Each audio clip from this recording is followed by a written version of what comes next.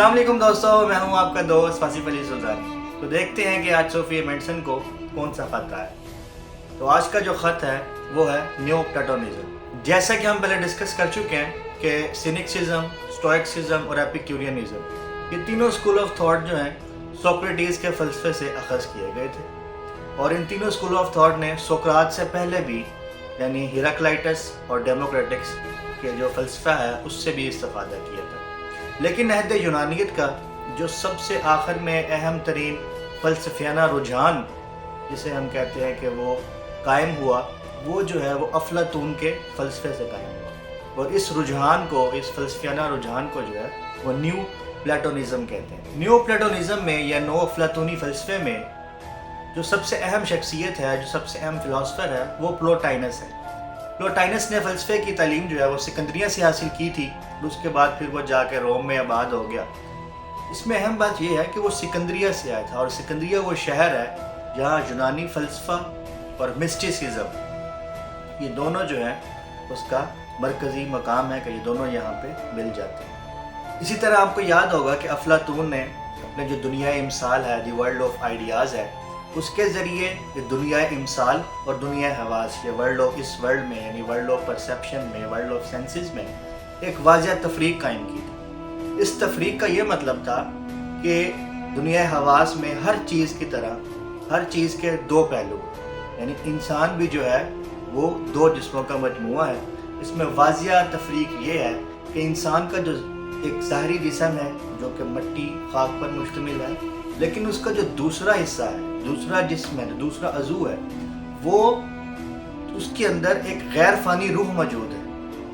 और ये वो अक़ीदा है जो अहद यूनानियत में सुकरात से पहले भी जो है, अफलातून से पहले भी बहुत से लोग इसको जानते थे, और प्लोटाइनस भी जो है वो इस अक़ीदे से आगाह था। इसके बरक्स जो प्लोटाइनस का अक़ीदा था वो ये कहता था कि जो दुनिया है ये दो सिरों यानी दो पोल्स के दरमियान का फासले का नाम है। एक पोल पे यानी एक सिरे पे जो है वो उलूही नूर है, जिसे वो अहदियत भी कहता है, खुदा भी कहता है, अहद भी कहता है।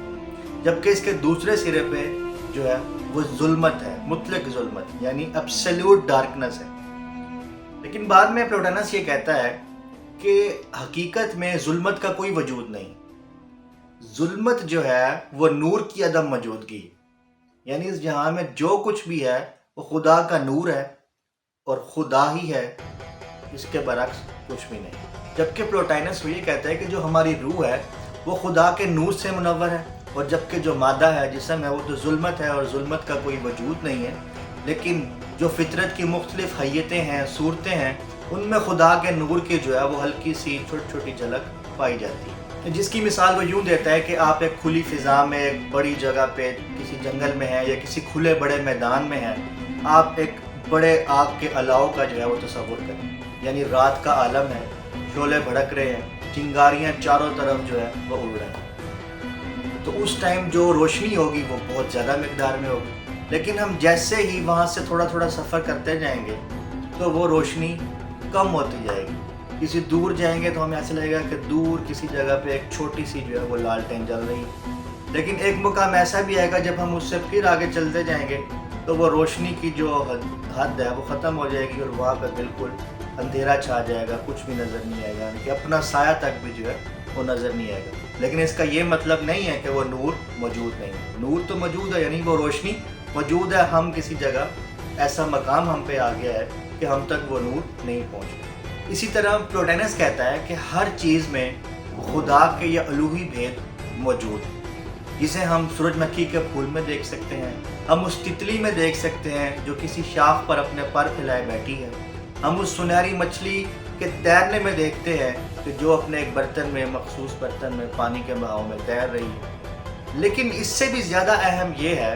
कि हम इस खुदा के भेद को अपनी रूह में जान सकते हैं, क्योंकि रूह हम इंसानों के अंदर मौजूद है, और यही वो रूह है जो खुदा के ज़्यादा करीब तर है।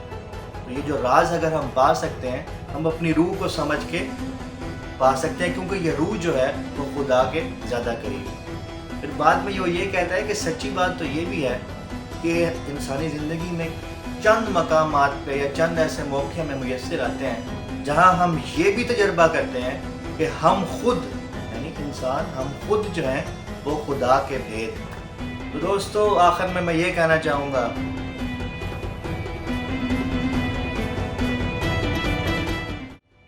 समझ तो गए होंगे। खुदा हाफिज़।